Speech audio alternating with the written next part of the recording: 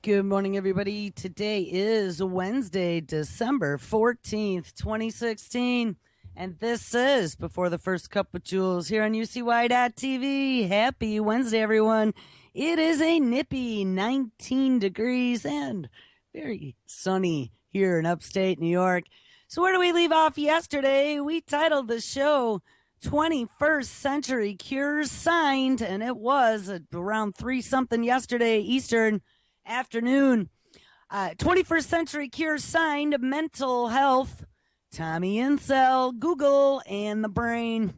And I think over the last few days, we have very clearly connected the dots to this backdoor mental health takeover that we are seeing going on in the background as part of this 21st Century Cures Act, as part of this mad science gone man, as part of this human experimentation that has just been authorized as a big R&D line item gift to the biopharma companies. You know, we had read a bunch of stories talking about the bipartisan support across the aisle and how they were all smiling and everybody got on board together. I saw a story this morning that had particularly mentioned the fact that Democrats were all worried about mass shootings and it was causing issues with mental health care, but now they've decided that with the $6.3 billion infusion into the healthcare market space as part of this 21st Century Cures, that they're all going to be together on this. Now, I've talked a few times over the last week or so about that propaganda video that Congress had put out. It came out actually through the Energy and Commerce Commission, and it had two senators, Fred Upton, and I never remember the woman's name, but there's a Republican and a Democrat talking about how wonderful this is going to be.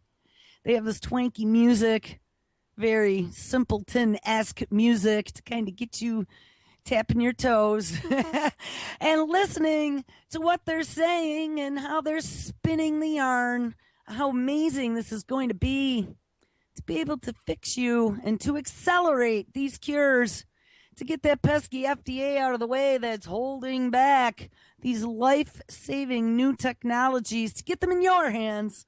We found out in one of the stories that we read over the last week or so that unlike clinical trials typically that we've seen in the past, these new direct-to-consumer from bio device and drug manufacturers, direct to the consumer, you know, maybe a quick stamp blessing from the FDA, but not the rigorous reports that they had to produce to be able to even request FDA approval like in the past. Oh, no. Now we're just going to go direct to consumer. The consumer can decide. Like I said, caveat emptor, a.k.a. buyer beware. You don't want to be 1.0 version for nanobots in your blood, for cancer moonshots, for CRISPRing humans to cure rare genetic diseases, to get your first biomedical implant, to be able to monitor you 24/7. It's going to start with easy things like talking to your cell phone, Johnny. And let's see if we can figure out if your heart is okay or if your brain is okay. Oh, look, he's over on number 3 for schizophrenia and number 7 for psychosis and number 2 for depression. And they now have been looking at ways to utilize your voice patterns to diagnose mental disease. And remember, mental disease is not like a cookie cutter recipe. Even Tommy Incel, that former director of the National Institute of Mental Health, who's now gone to Google's Verily to work on finding new ways to quantify mental illness, utilizing statistics like you would get from an application. We found out with algorithms and artificial intelligence, it's getting very easy to be able to pick apart the human condition, especially when you're looking at large data sets. Remember, that's the power of the database. this All of Us program, formerly known as the Precision Medicine Initiative Cohort Program. Yeah, that was too much of a mouthful, too hard to spell, and nobody knew what cohort meant. So now it's the All of Us program. Good marketing. That their original goal was to get 1 million people to step right up and put their information into the database. And I believe we had read that they got that rocking and rolling already. They were pretty close to that number back about a year ago. They got to be there by now. And now this 21st Century Cures Act, like we've established, this whole Obamacare double-digit increase for 2017, we got to find a way now to bring the cost of healthcare under control. And we are just so addicted and love our devices that Dr. Smartphone is going to be the first amazing step to making you the center of your doctor's attention. They're going to have all kinds of smart little applications that can diagnose you, like I said, mental health through your voice, or even take a picture of your rash and get 10 suggestions from the AI algorithm. It's going to tell you what you could try. And if that doesn't work, push this big red button, Johnny, and you will get a doctor on your video camera on your phone. This is where we're coming. This was inked yesterday by Obama and his 9 or 12 pens he had sitting next to him, and he had to initial with every single pen. I don't know if anybody watched it live. I did on C-SPAN. It was supposed to happen at 2 p.m. Eastern, and it didn't happen until like 3:20 or 3:40, something like that. Actually, I could tell you exactly when because, if it loads. I was going to say Paul had it out upstairs and messaged me when Obama finally came on. Skype's not loading, so don't worry about it. But it was around 3:20-something yesterday Eastern. Obama inked the 21st Century Cures Act. Guys, this is like a historic moment. An historic moment that I'm noticing. I went out and hit the verified news.google.com this morning and looked under the health heading, and I didn't see anything from the mainstream except for Fox News. Now, is that not unusual? Why was CBS, ABC, NBC, CNN, why were they not reporting this? This is a $6.3 billion investment of taxpayer money into making you healthier, bringing your costs down, finding new cures, curing your cancer. Why was that not headline news? That happened at 3 o'clock yesterday afternoon. That should have been a number one this morning broadcast, and it's not there. So, all right, let's listen to this propaganda video that they spun in 2014 to sell this bill. Remember, this bill's been sitting on the floor for a while, and it just got fast-tracked. Bang, bang, bang, went through the House, the Senate, and then to Obama's desk. Oh, like I was saying, so I watched the signing yesterday, and he had this flat that had 9 or 12 pens. I don't know. I didn't count them, but there was a lot.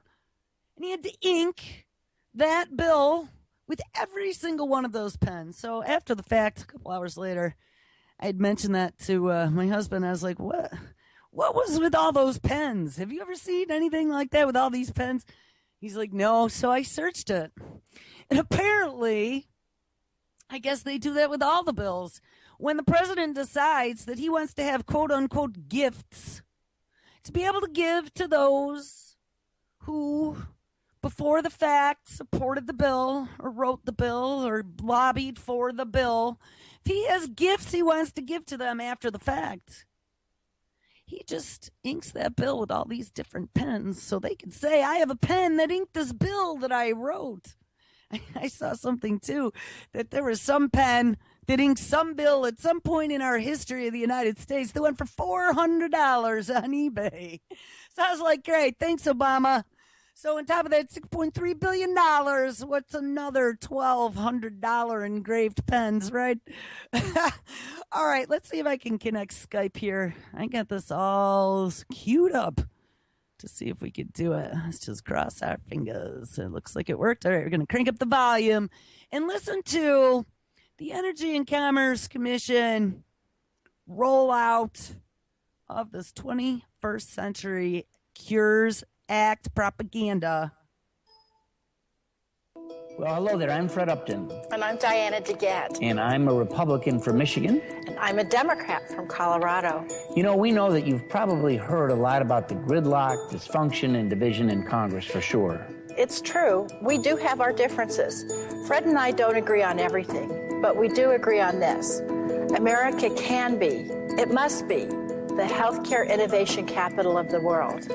You know, you may not realize it, but together, we have already accomplished a lot to improve public health with a whole number of bills supporting medical research enacted over the last couple of years. I'm also proud to say that I helped lead the charge back in the 1990s, bipartisan effort, to double the funding of the National Institutes of Health. This is a good start, but now it's time to go bigger. You know, in the It's time to go bigger. 21st century healthcare innovation is happening at lightning speed. From the mapping of the human genome to the risk of personalized medicines that are linked to advances in molecular medicine, we've seen constant breakthroughs that are changing the face of disease treatment, management, and certainly cures. Management. Health research is moving quickly, but the federal drug and device approval apparatus is still, in many ways, the relic of another era. We have dedicated scientists and bold leaders at agencies like the NIH and the FDA. But when our laws don't keep pace with innovation, we all lose out. So if we want to save... So we're just going to get rid of them. Open the doors. Human experimentation all the way. More lives, and we do, and keep the country the leader in medical innovation and the jobs here, we've got to make sure that there's not a major gap between the science of cures and the way that we actually regulate these therapies. Well, exactly. So we got all these other countries like China that are doing human experimentation already. They are CRISPRing embryos. But, you know, we don't really allow that sort of thing here. There were laws in the past, and we're going to look. I found a wiki entry in regards to the history of human experimentation in the United States. And we didn't allow that. There was these conventions and things. But don't worry about it, because this just chucked those out a window. That's why, for the first time ever, we in Congress are going to take a comprehensive look at what steps we can take to accelerate the pace of cures in America. We're looking at the full arc of this process, from the discovery of clues in basic science, to streamlining the drug and device development process, to unleashing the power of digital medicine and social media at the treatment delivery phase. You know, all of that is so exciting, but we know that social media at the treatment delivery phase? Now that was an odd statement. So we're going to, experiment on you through your social media platforms? We're going to give you some sort of treatment through your social media? I mean, that's what she said. The delivery phase of treatment through social media. Now, I don't know. Maybe we can have our doctor's Facebook page that we can visit when we need some help and push the call button. But that sounded a little disturbing, honestly. And they are looking at all kinds of ways to profile us. Remember, it's all about profiling, because now they need to determine where you are on that spectrum. Are you with them or against them? And it's very obvious some of us are pretty vocal about our beliefs and how we feel about things. And I think that social media has encouraged that 100%. People that put stuff out there, or just by even the topics that you post, you can be profiled into a rating that then can be associated with certain types of future treatment, let's say. All right, let me continue this. I'm not going to say anything else for the next 2 minutes. We don't have all the answers. That's why we're asking questions first. We want to listen, and we are. We want to know how to close the gaps between advances in scientific knowledge about cures and the regulatory policies that are created to save more lives. How can we make sure our best scientists spend more of their time in the laboratory discovering cures rather than just writing grant proposals? And how can we foster even more collaboration using new technological resources like cloud computing or social media? Are there new ways to improve the process of developing and approving new drugs and devices? You know, our understanding of disease at the genetic level can certainly help reduce the costs and quicken the pace of clinical trials. That means patients potentially have faster access to those treatments. What do we need to make this happen? I'm sorry, I promised I wasn't going to talk, but I have to. See, now that we understand all these dots in the back end and all these projects that have been going on and how this has all been pulled together. You just heard that whole little segment where he was talking about genomics and accelerating the pace and all this stuff. They are really doing this, people. This isn't an insane fantasy of some tinfoil hat wearing lunatic. I haven't used that one in a while. I'm not a tinfoil hat wearing lunatic. I'm somebody that pays a lot of attention, and this is one of my worst nightmares on the planet, and I'm watching this in absolute utmost horror as it is rolling into our reality. To keep things moving and constantly improving, we must then capture the impact of these new drugs and devices and share that data with researchers, caregivers, and patients. Working together, that'll ensure that the discovery process continues to move forward, constantly improving and learning. And by this collaborative effort, asking these important questions and constantly challenging ourselves to always be doing more and doing better, we can put America on a swift trajectory to make the predominant diseases of today a thing of the past. First discovery, then development, then delivery, and back again to discovery. We must never cease. Our efforts for 21st century cures is now underway.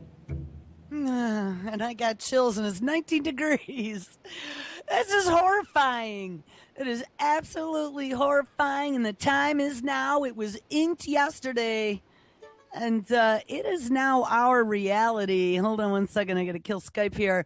So a story that we looked at the other day came out of the LA Times, and I was really surprised that such a large publication actually would be bucking the narrative that they were trying to sell. But I had to give kudos to the LA Times because they were calling them out just like we were before the fact. 21st Century Cures Act, a huge handout to the drug industry disguised as pro-research bounty. Problem with bills in Congress that roar toward passage like juggernauts is that they're especially worthy of close examination. And like I said, that's that Spock eyebrow, huh? And especially unlikely to get it because, of course, we just sold it to you with that twinky little propaganda video about how wonderful it is going to be. That's the story with the 21st Century Cures Act, which reached the Senate this week, and we found out, went to the Senate, the House, and Obama's desk and got inked. The story was from the 5th, so 9 days ago. After it received overwhelming bipartisan support in the House and almost certain to be approved, and it was by Obama. To judge from all the hurrahs, the Cures Act represents a landmark in funding for biomedical research. $5 billion just for Obama's cancer moonshot program, as well as its initiatives on what? Brain research, ding, and genomics-based precision medicine. Simply put, 21st Century Cures is an innovative game changer and truly once-in-a-generation opportunity to bring our healthcare system light years, like Star Trek, of where it is today, says Fred Upton. The measure is due for a vote in the Senate, blah, blah, blah. And yeah, that all passed already. If this universal praise for this 21st Century Cures Act makes your bullshit detector twitch, and mine sure did, you are on the right track. The 21st Century Cures Act is a huge deregulatory giveaway to the pharmaceutical and medical device industry papered over by new funding for those very research initiatives. And that's what we were talking about the other day. The grand total of this is $6.3 billion. And we just handed that money to the very biotech companies that want to do experimentation on us. We just gave these rich, I mean, they're global, massive. I don't even know how to explain. I mean, they are integrated with so much of our back end history. These companies, I just saw, by the way, the deal was approved, I think it was this morning or late last night, between Bayer and Monsanto. Monsanto's board agreed to, I don't remember how much it was.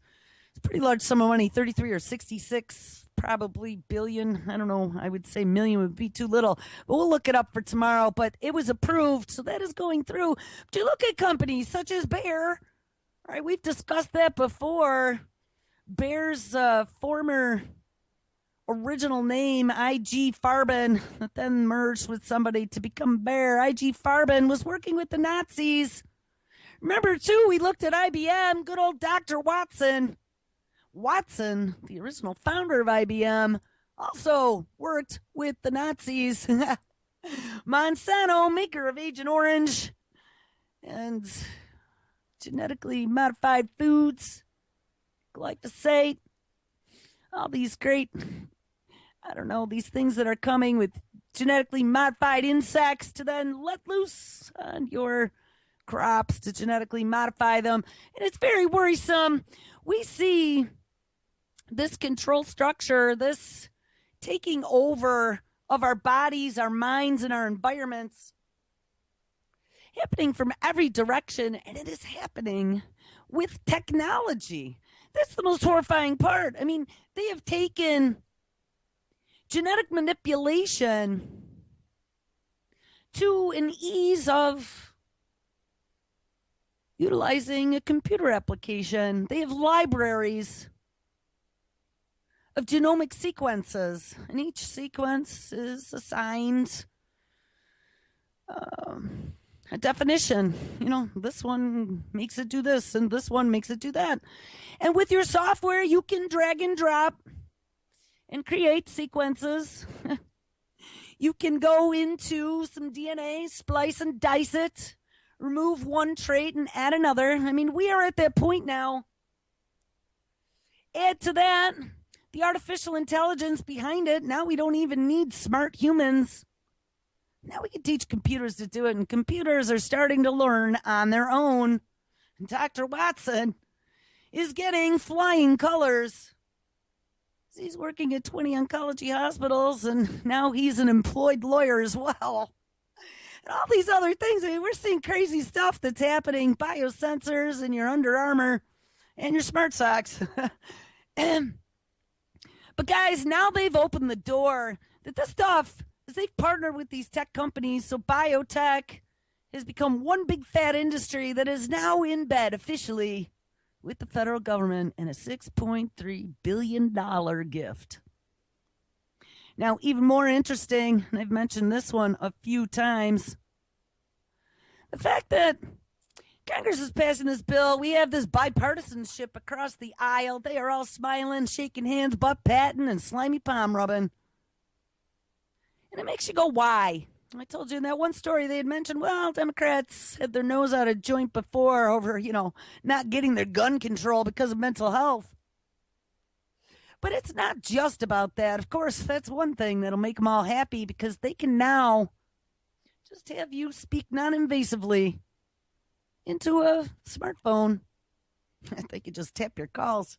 And maybe even at some point, under some safety act, as Obama was pushing, to kind of loosen those HIPAA regulations, maybe at some point they'll be able to do an on-spot profile of you when you go to purchase a firearm to determine your mental health. You go to Dick's, you're at the gun counter. Here, speaking to this device, tell me your name and address. And 30 seconds later, bloop. what's the word? Unapproved. Unapproved. I don't know. I mean, I could see that very easily happening in the future. But here's the thing.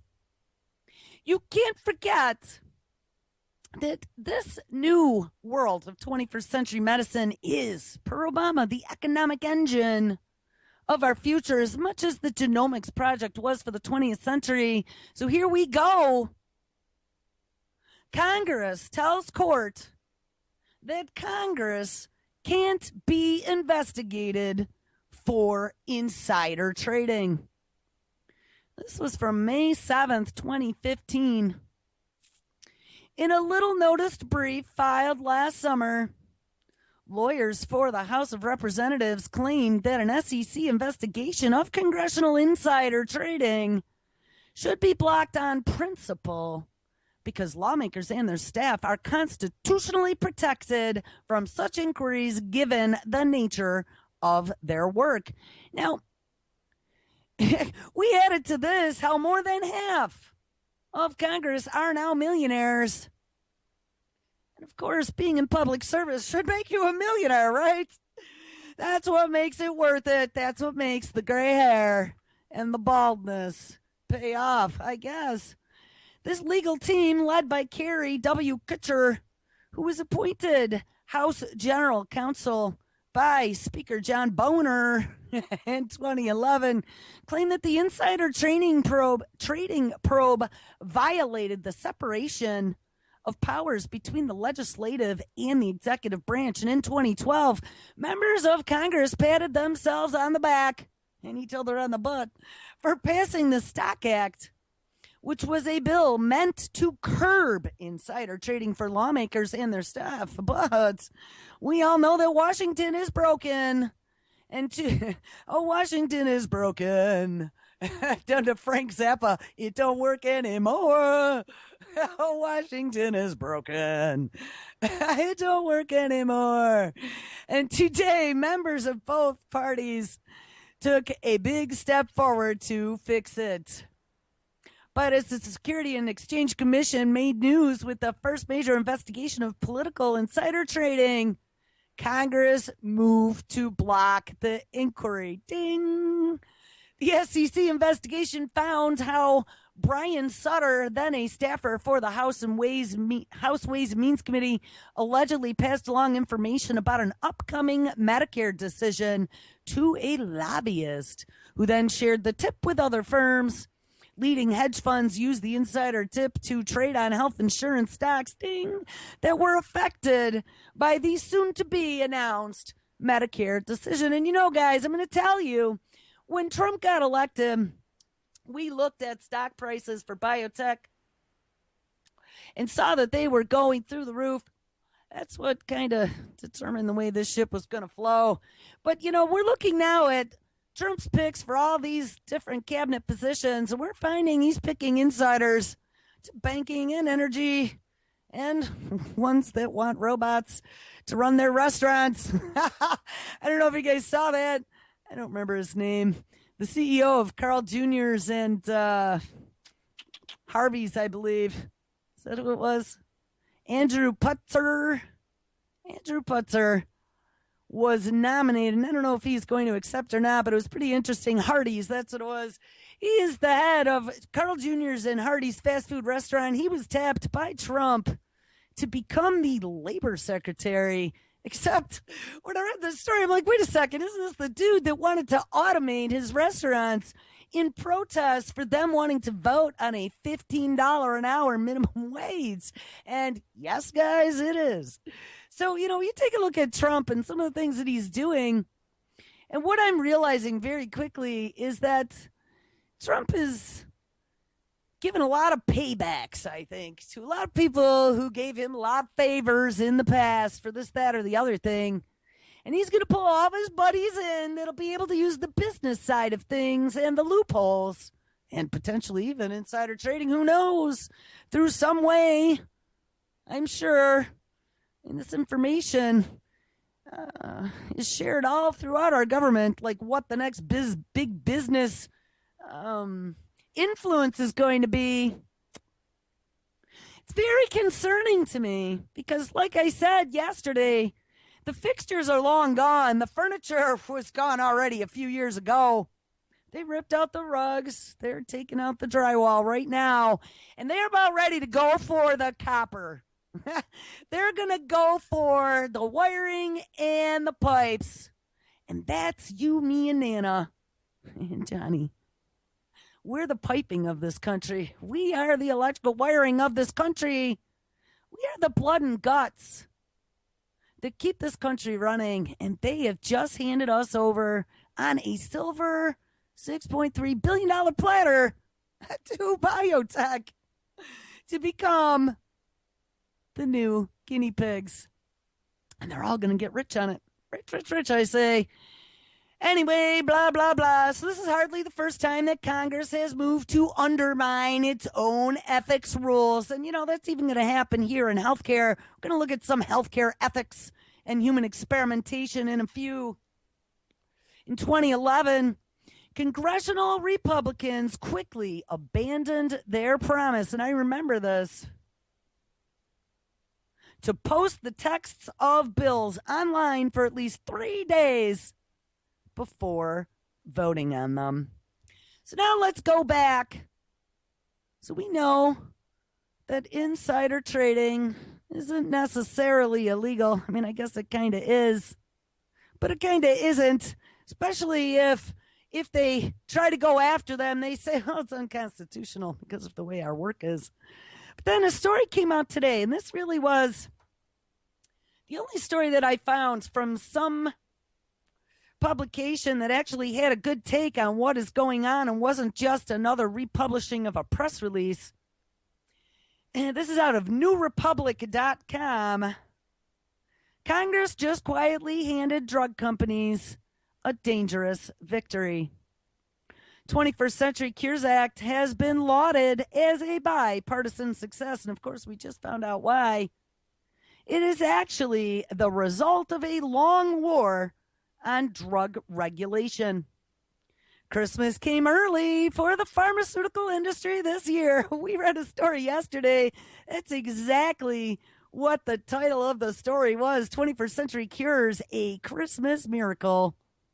Last week, the Senate followed the House in passing the 21st Century Cures Act, and though this bill has been lauded by liberals for providing much-needed funds for medical research, its real impact will be elsewhere. Whereas drug approval traditionally requires the demonstration of real clinical benefit in a randomized clinical trial, under this new act, drug firms will increasingly be able to rely on flimsier forms of evidence for approval of their therapies. Incremental steps in this direction, it is worth noting, have already occurred. And the 21st Century Cures Act, by reconfiguring the drug regulatory process, ding, ding, lowers the standards for drug approval, a blessing for drug makers and an ill omen for public health. I mean, this is just crazy, and this is going to include genomics, mental health, and the brain initiative in its purvey, as well as taking a look at addiction and what makes us tick and how to fix it in all kinds of newfangled ways. In the Senate, a grand total of 5 senators, including Bernie Sanders and Elizabeth Warren, voted against it. The media, meanwhile, has for the most part done a poor job, ding ding, of dissecting its actual contents. And I was reading last night, that mental health portion of this bill, I believe, is over 1,000 pages. I would be extremely interested in taking a look at that and maybe even getting someone like Dr. Simon to chime in on what his thoughts are about all this new technology. Yeah, I might actually approach him and see if he'd like to come on for a show or two. Maybe I'll send him some of this stuff and get his impressions, and then we'll talk about it, because he's got 50 years in the industry of doing psychiatry, and I think that he would definitely enlighten us to a bunch of different things, including the DSM and his thoughts about that. Anyway, the media, meanwhile, has done for the most part a poor job of dissecting its actual contents. And as a result, few now realize how detrimental this act is likely to be for drug safety or appreciate the mix of conservative ideology and pharmacological greed, pharmaceutical industry greed, underlying the long-standing campaign that brought this to fruition. The thinking behind the 21st Century Cures Act and like-minded proposals go something like this. In the 21st century, the pharmaceutical industry, driven by profit motive, continues to do a fine job innovating new therapies. Far too often, however, and I think this is like verbatim out of what they read in that video, far too often, however, they are being held back by risk-adverse, slow-moving FDA bureaucrats with outdated standards for approval. Modernize the FDA, release the cures.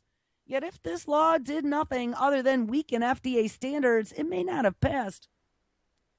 Liberals understandably embrace the new act's National Institute of Health funding, its mental health provisions. Ding, ding, ding, ding, ding, ding, ding, ding, ding, ding. Now, I'm telling you, that's why the liberals, I read another story that said the same thing, but they even mentioned gun control. Why the liberals were behind this was because of this whole new mental health provision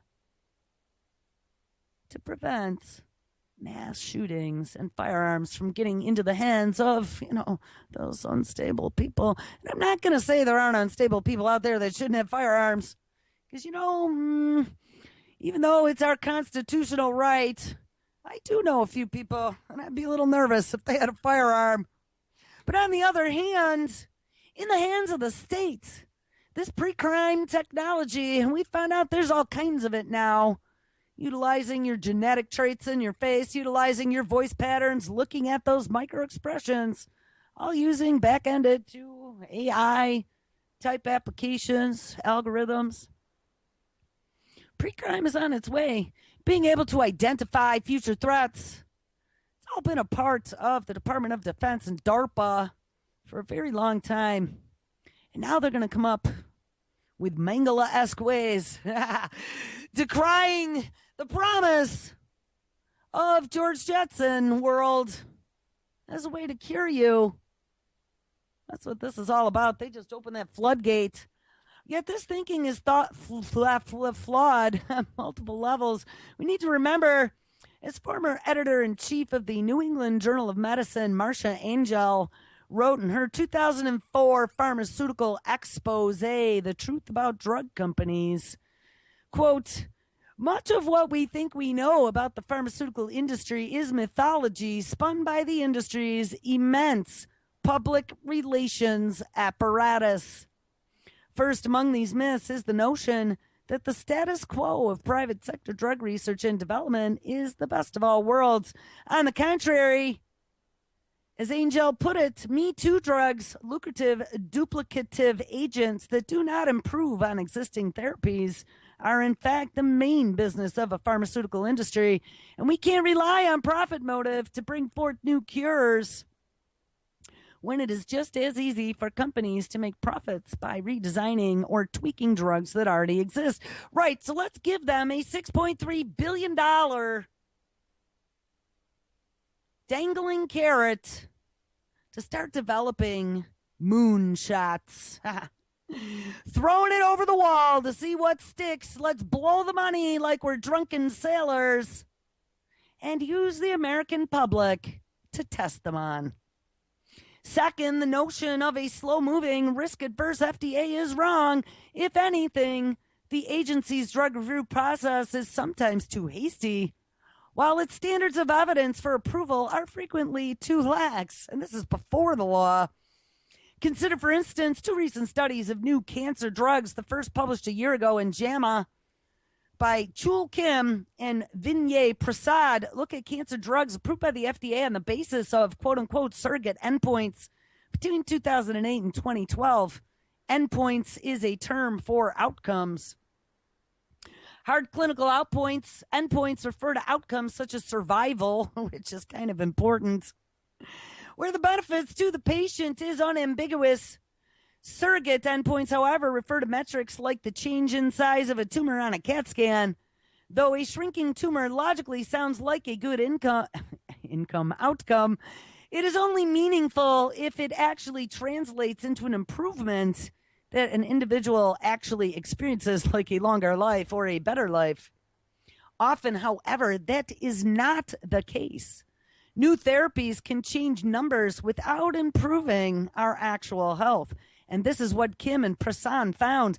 Out of the 36 drugs approved on the basis of surrogate endpoints, only half had no effective survival at all in the follow-up trials. So out of 36 drugs, half of them made no difference as to whether or not you lived or died. But you gave Big Pharma free R&D to discover that. And you actually probably even paid for the treatment.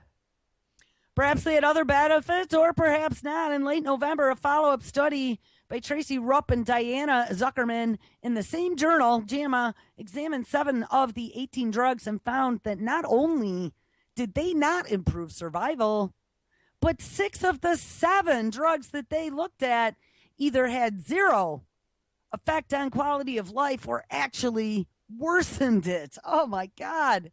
And despite this lack of benefit for either the quality or quantity of life, they note the FDA withdrew approval for only 1 of the drugs. The others continued to be sold at an average price of $87,922 a year. Not a bad return for drug companies on basically useless drugs. Now, how horrifying is that? So this is what's happening with the FDA standards as the way they were. And, well, you know, Congress says that they are just too much in the way. Let's just chuck them out a window and make it even further,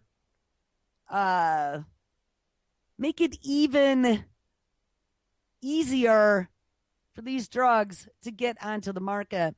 21st Century Cures Act will not only take us further down this road, indeed, as Trudy Lieberman has written at Health News Review, this bill is best seen as a culmination of a 20-year drive by conservative think tanks and the drug industry that began during the Clinton administration to modernize the FDA.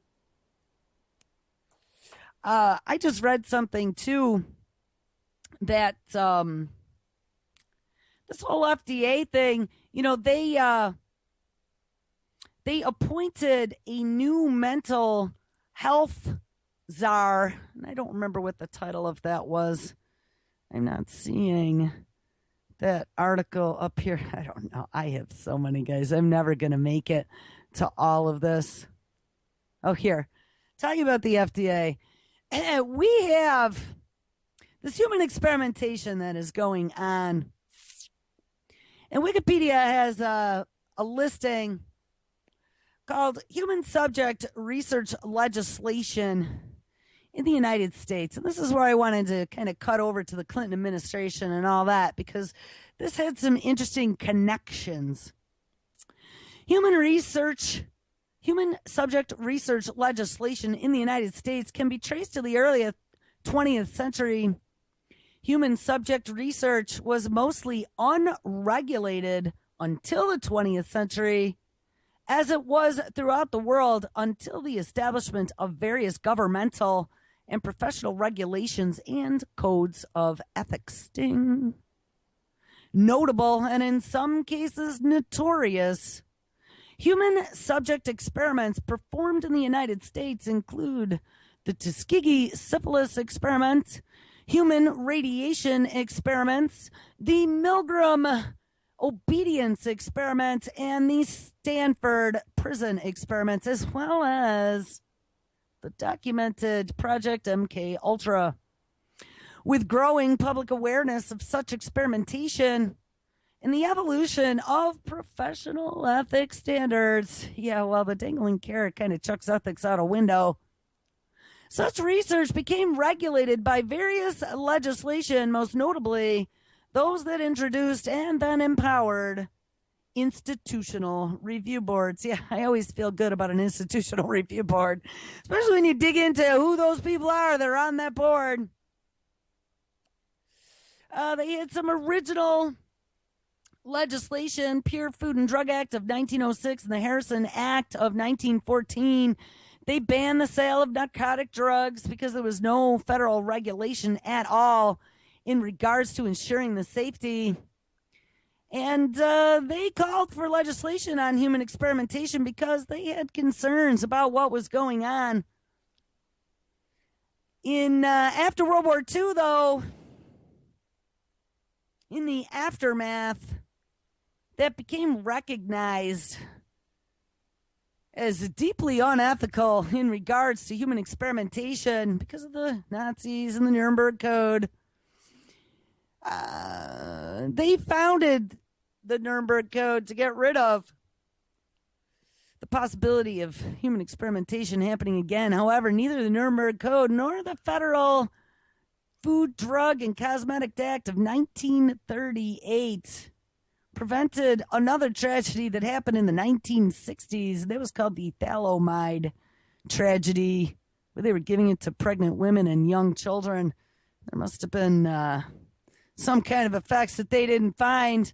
They introduced it before they had done some animal testing that they should have done and released it to clinical trials. And what I'm saying right now is that's exactly what is about ready to happen again. We now have something called the Ethical Advisory Board, and it was superseded in 1980 by the President's Commission for the Study of Ethical Problems in Biomedical and Behavioral Research. Ding.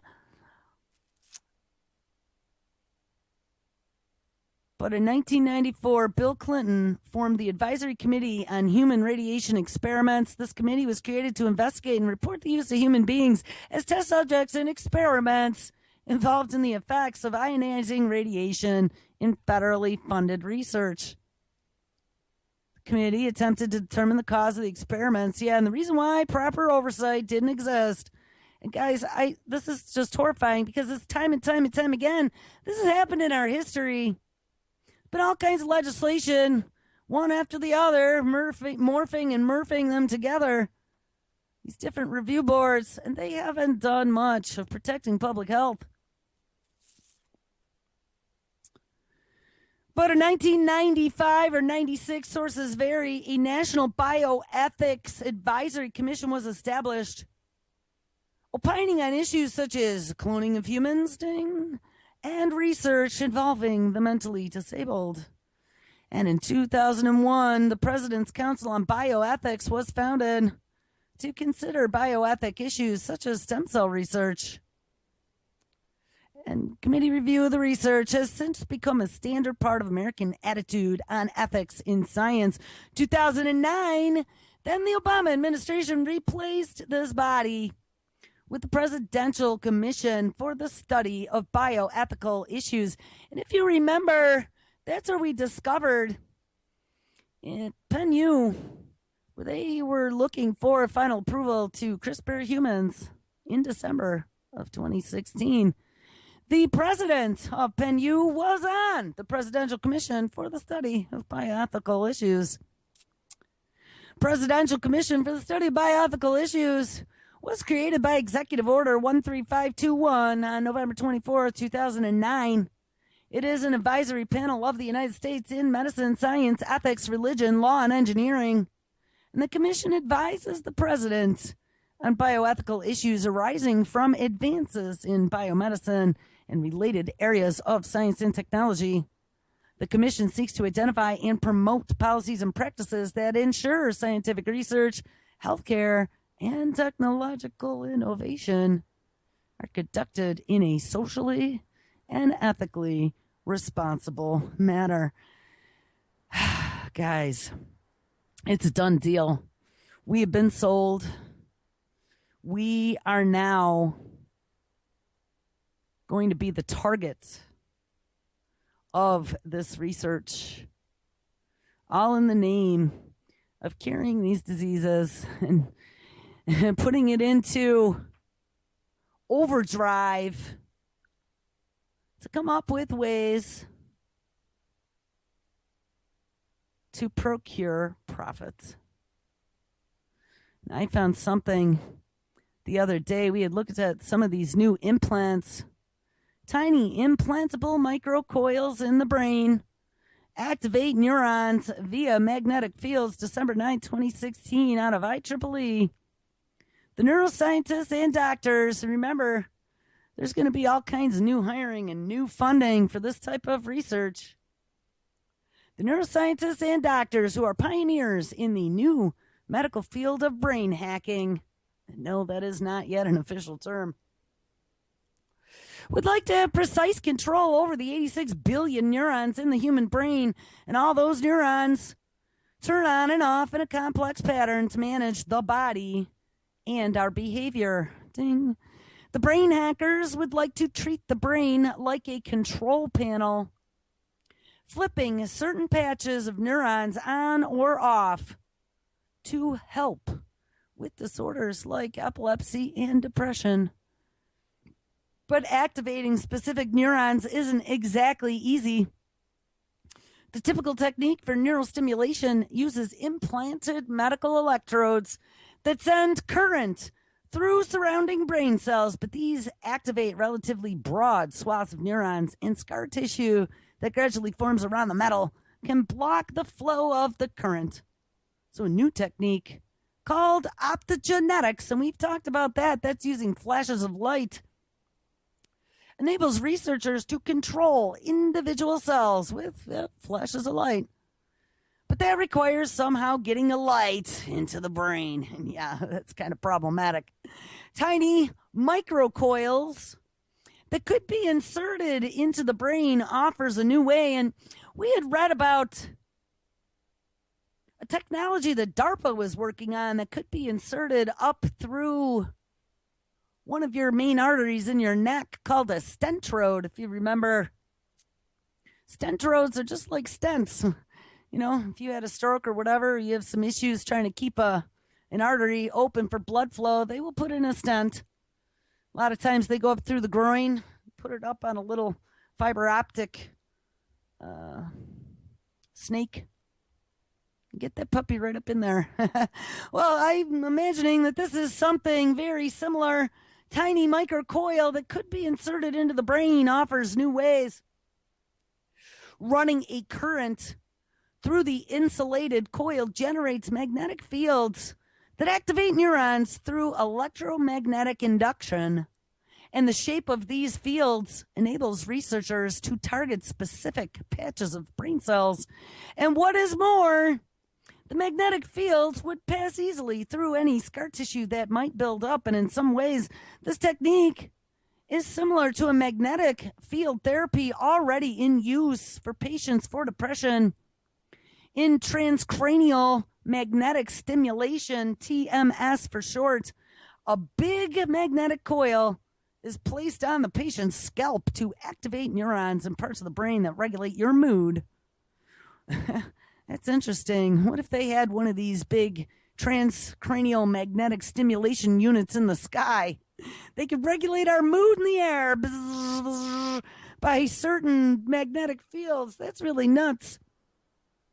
One of the big reasons that people like transcranial magnetic stimulation is that it is, of course, non-invasive, no-hole drilling in the skull, says Shelley Fried, who led the new research at his neural prosthetics lab at Harvard Medical School.